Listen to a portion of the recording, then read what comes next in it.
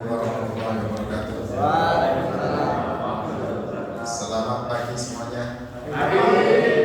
Selamat pagi. Pagi, luar biasa. Ya, kan ngomong terus ya. Kita tambahin nyanyi dulu ya. Ya. Siap? Oke, saya dulu aja. Bukan pagi yang baru aja. Siap? Ikuti ya. Hello kawan, 1, 2, 3. Hello kawan, kita jumpa di sini. Tengok kanan, tengok kiri. Kedipkan mata ting-ting. Sekali lagi.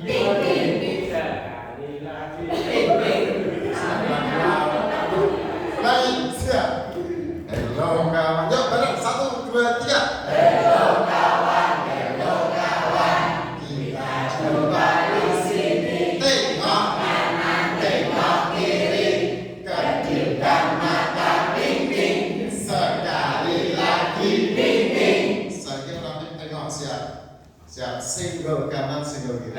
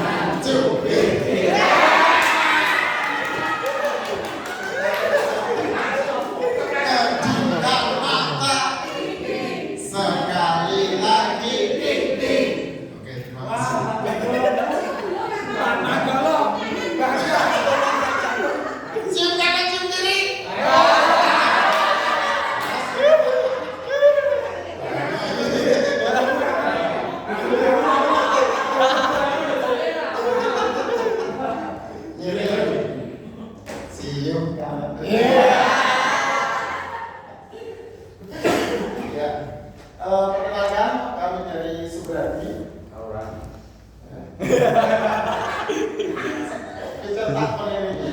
Saya tak menambahin dan ngomong.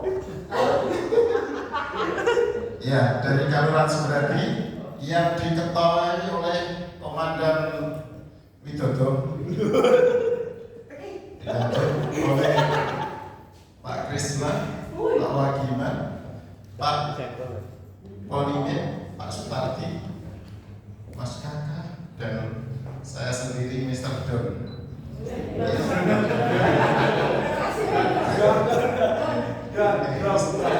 Lebih terkenalnya saya Mr. Don. Ya, langsung kita sampaikan dari Kelurahan Subradi bahwa yang pertama tentang bekerja sama inventarisasi jenis dan ancaman. Ya, yang pertama desa kelurahan atau desa maupun kelurahan Subradi. Jadi lingkupnya di kelurahan, Kabupaten Melati, Kabupaten Sleman dan Provinsi Daerah Istimewa Yogyakarta. Tepuk tangan. Lanjut, jenis ancaman ragamnya yang ada di Subradi, yang Kelurahan Subradi itu ada ancaman geologi berupa gempa bumi yang tahun 2006 ya, 2006 juga sudah pernah beberapa wilayah kami yang kena ya. Kemudian ancaman hidrometeorologi, adanya angin puting beliung dan angin kencang, dan yang angin kencang ini juga sering terjadi di Subradi. Kemudian ancaman biologi ada COVID-19. Ya,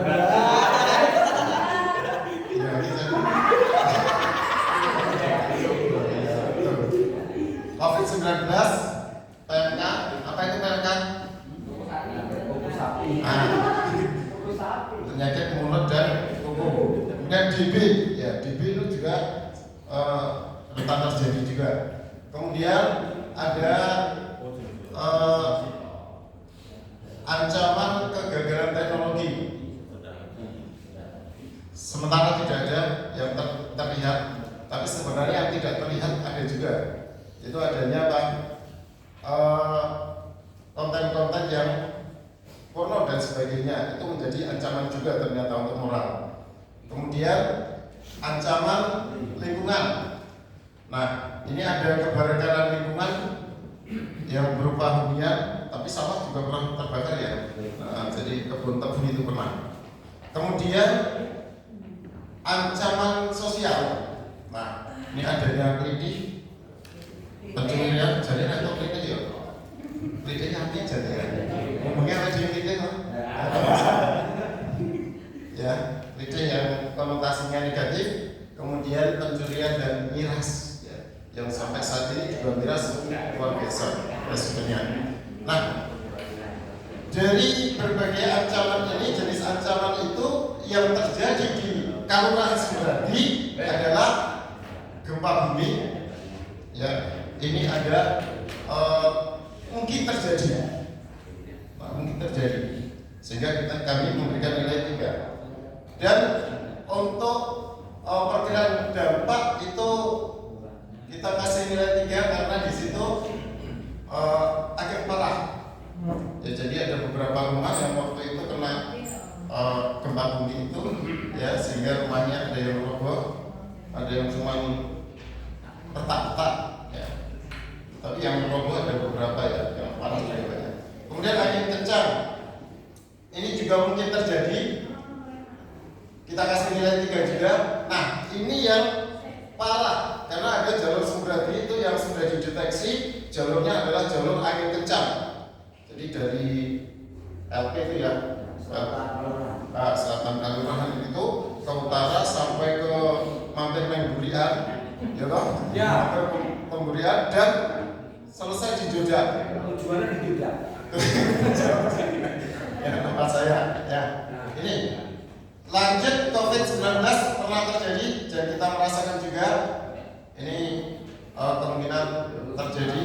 Ya, mungkin sekarang juga ada sebenarnya ya COVID terjadi, tapi tidak sehebat tahun 2019. Kemudian PMK ini di Saki yang pernah juga ada ya ketika korban, ya itu ada beberapa dokter ya yang mendampingi di tempat korban ya, sehingga menemukan beberapa yang kena PMK ya, sehingga ada beberapa yang perlu kita atasi. Kemudian kebakaran hunian ya bisa kemungkinan kecil terjadi, maka kita kasih nilai 2 dan untuk dampaknya tidak parah. Lanjut ke DB. Wah, ini DB. DB juga mungkin terjadi. Ya, mungkin bisa terjadi. Nih, kita beri nilai 3 karena DB waktu itu juga termasuk wabah yang sangat cepat. Ya, nah ini dari kita relawan juga ada kegiatan untuk DB ini, penyemprotan gitu ya. Nah, lanjut menuju ke, nah ini kelitih, pencurian miras. Nah ini juga bisa mungkin terjadi. Nah, yang untuk dampaknya yang tidak terlalu parah ya, tidak parah, tapi terjadi juga. Nah, kemudian karakteristik ancaman. Jenis ancaman adalah angin kencang, karakternya asal atau penyebab ini dari perubahan musim. Biasanya kalau zaman dulu kita ada perubahan musim itu di April sama September ya, tapi sekarang sudah berbeda. Nah, di perubahan musim itu sering terjadi angin kencang, kemudian faktor yang merusak adalah angin. Angin kencang itu, kemudian tanda peringatannya ini adanya angin cumulonimbus Jokowi. Ya. Ya, jadi kelembapan awan yang naik, kemudian setelah waktunya 20 menit untuk perjalanan angin, kemudian kecepatan 117 sampai 180 km per jam, periodenya 2 kali, ini dalam satu musim bisa 2 kali, ya. Kemudian frekuensinya 2 kali dalam satu musim, durasi kurang lebih 5 menit, cepat tapi luar biasa itu dampaknya. Kemudian intensitas kurang lebih 2,5 km. Posisi ya ini sedang. Lanjut untuk penilaian risiko bencana. Nah, kami mengambil informasi dari angin kencang, bahwasanya di angin kencang ini akan disampaikan oleh Pak Ibu.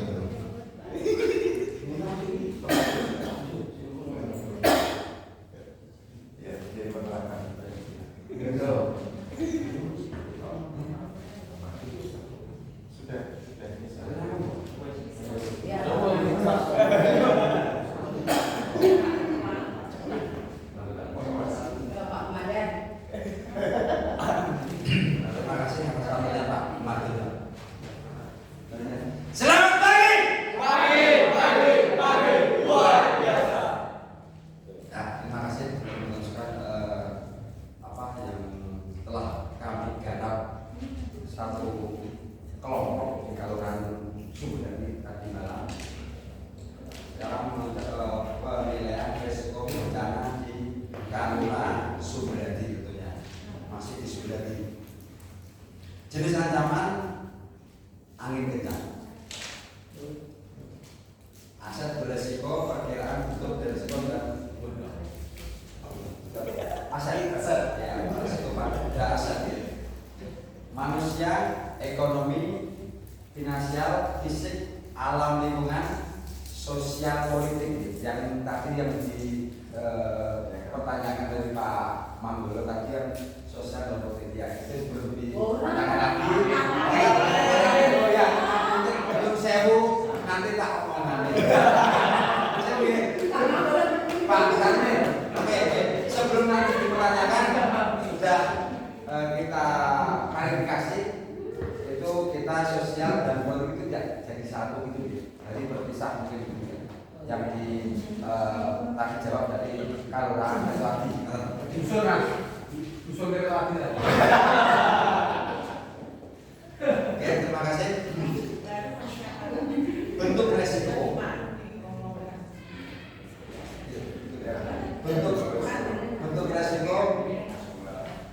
Bentuk resiko jumlah nominal dan aset beresiko tersedia dan resiko. Manusia, bentuk resiko mereka meninggal, cacat, luka-luka dan sakit. Mungkin ini yang mati ditanyakan sakit ringan atau sakit keras gitu ya. Ya kita mungkin sakit ringan dulu. Yang keras jangan sampai. Untuk jumlah meninggal 0. Untuk nominal 0, aset beresiko 0 juga, dan tersedia 0, resiko R. R dari pertanyaan mungkin. Menurut Mas Kakak dari sana dari Kelurahan Subradi juga bertanya, resiko itu apa? R itu apa Mas? Rendah Mas. Untuk cacat masih juga 0, nominal 0, aset beresiko 0, tersedia 0, resiko R juga Mas Kakak. R. Untuk luka-luka jumlah 0, nominal 0, aset beresiko 0, tersedia 0, resiko R. Sakit semuanya masih tersedia 0 juga, itu resiko R. Untuk ekonomi finansial, untuk kerusakan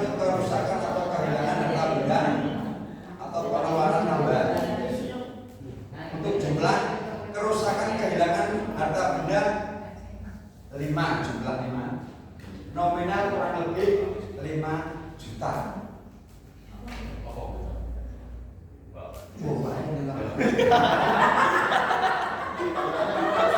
Aset berisiko genteng tertimpa pohon atau kembuhan wit. Itu tersedia relawan untuk Limnas belum memadai, belum ada yang berpartisipasi lah. Ayo, pokoknya bisa mengurusi apa ini? Penyelamatan diri dulu. Iya, resiko R rendah mas kakak. Pengeluaran tambahan jumlah mereka 5, nominal 5 juta. Untuk aset berisiko tidak ada, tersedia tidak ada, risiko juga tidak ada. R apa? Rendah. Rasa dibuang ini tidak ada. Rendah keluar produk. Itu rendah. Fisik. Ya, mereka ada bentuk resiko juga rumah sama listrik. Itu jumlah 5, nominal itu 5 juta. Aset beresiko terjatuhnya pohon atau tertimpa pohon atau kembuhan wit. Jaringan pokok tertimpa pohon, kembuhan wit, akhirnya jaringan terputus. Tersedia relawan Limnas dan petugas PLN dari Kabupaten Sleman tentunya. Nah, dan mulai hari ini untuk fisik itu sudah memulai ban rumah atau listrik itu Limnas sudah muncul. Tadi kan belum. Dan berarti sudah sadar diri. Tingkat resiko R juga rendah mas kakak. Bukan. Raden Robert.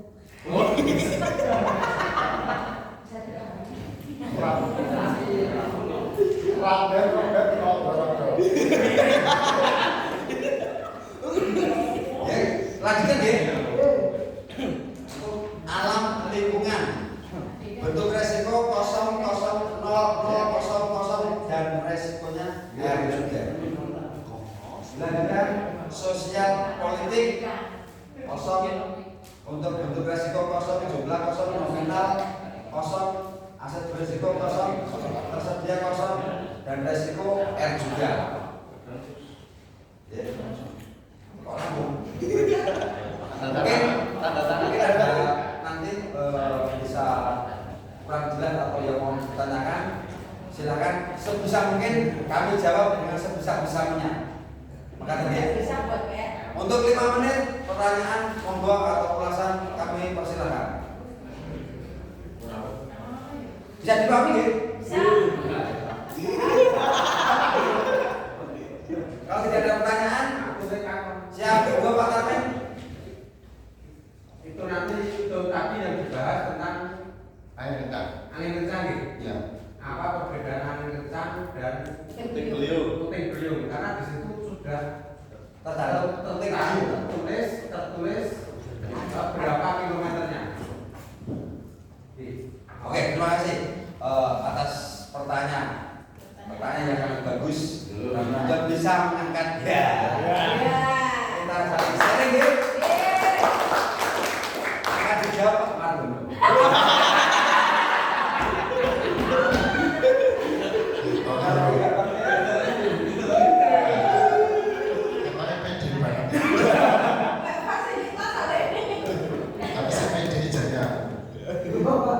CPD saya. Tahu PD-nya? Pak Dono. Oke, apa Mas mau?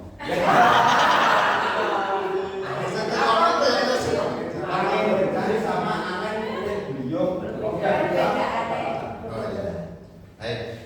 Untuk puting beliung itu karena seperti pengertian dari puting beliung ya, itu dari memusat gitu.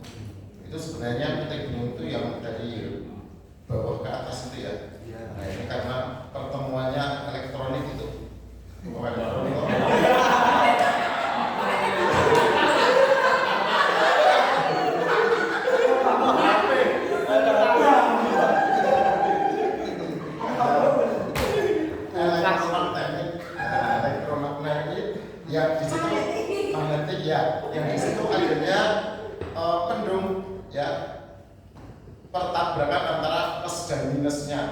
dia lebih mengusul pengukuran awan itu untuk mengusul. Dan di situ juga sebenarnya pernah juga ini terjadi di Subradi, ya. Tapi karena di sini kita cuma membahas tentang angin kencang. Jadi sampai beberapa pohon yaitu bisa terangkat, ya tumbang, yaitu yang terjadi tahun Kalau saya itu angin puting beliung diberikan kurang lebih 86. Yang baru-baru ini ada juga itu Ya. korban itu dari dusun Kardinal Paduan Cambelan. Iya, itu. Juga termasuk Ya, itu. Tujuannya itu tunjukkan tapi melewati Kardinal ketemu terus dari mana? Ya, jadi seperti itu. Tapi kalau angin kencang, yaitu angin yang datangnya itu secara mendadak, tapi dia berjalan dengan begitu cepat ya, tanpa adanya usaha. Jadi di sini cuma roboh saja, tidak ada yang terangkat. Begitu. Sedih banget ya? Belum. Oh ya, mungkin ada yang lain bisa menjelaskan, monggo Mas. Ini kepanjangan Pak. Kalau Anda ditanyakan Pak, apa perbedaan antara angin puting beliung dan angin kencang? Itu gambar Pak. Tulisan sing beda, urusan beda. Terima kasih atas kebodohannya. Atau salahku ya? Salahku.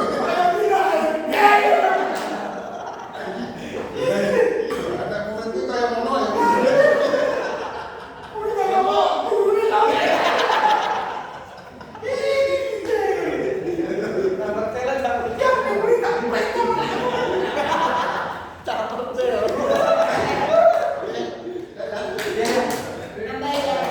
Supaya nggak salah persepsi tentang angin puting beliung dan angin kencang. Sebenarnya yang disampaikan kalau ngomongin angin puting beliung itu dia ada besaran. Angin puting beliung itu sebenarnya tidak angin kencang, tetapi dia ada besarannya Pak. Dan biasanya itu kekuatannya dia di atas 120 kilometer ya.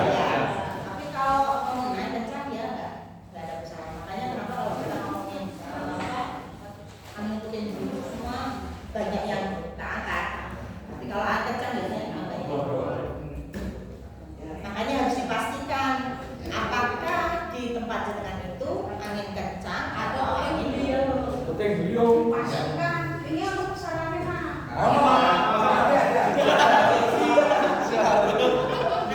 Disepakatinya apa angin kencang atau angin beliung? Tadi yang kencang. Iya. Prioritasnya berarti angin kencang. Iya. Tapi juga diubah itu dengan kilometernya, jangan angin puting beliung kan kilometernya di situ sudah terserah. Beda dengan angin kencang.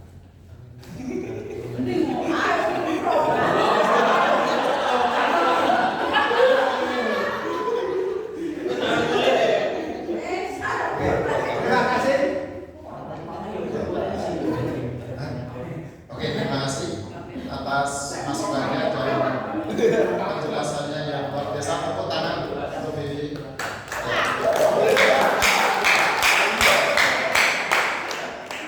Dan kami mohon Vivi dari Kaulah Subradi. Terima kasih. Pak, satu belum Pak. Tentang susunan nama lagi Pak. Ya. Siapa saja Pak? Namanya tadi Pak. Kita di sini namanya nama terang ya Pak ya. Iya. Nama asli gitu. Iya. Ada yang tidak asli kok.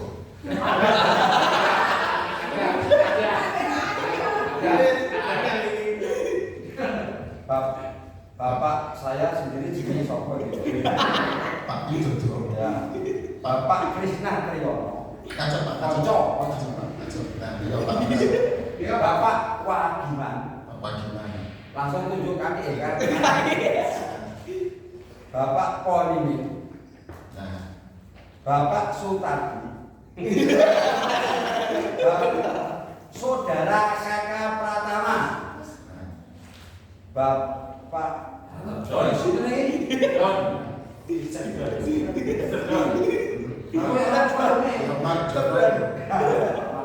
Cuman panggilan saya itu sesuai dengan badan dan pakaian. Mr. Don. Betul itu ya, sudah betul. Sudah. Sudah. Ya. Sudah betul. Sama pertanyaan sudah betul belum? Mr. John itu, Mr. John sama Krishna itu ya. Namanya. Di sini Mas Jono, panggilannya Mr. John. Itu Pak, itu Krishna itu namanya. Nama aslinya Krishna Priyo. Heri Bertus. Hari berikut, babnya ditulis. Iya.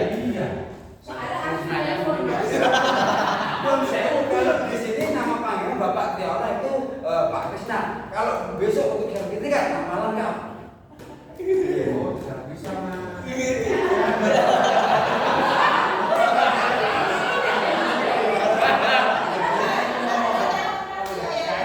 kelompok berapa?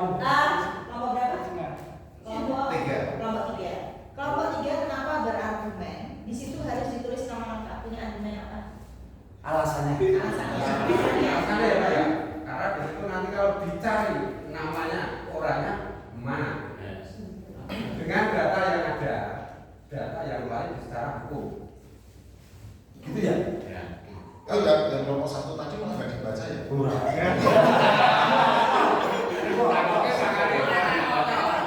Oke, terima kasih masukannya, tetapi tetap ada namanya Krishna Triyono itu sudah masuk dengan baptis yang kurang. Terang mau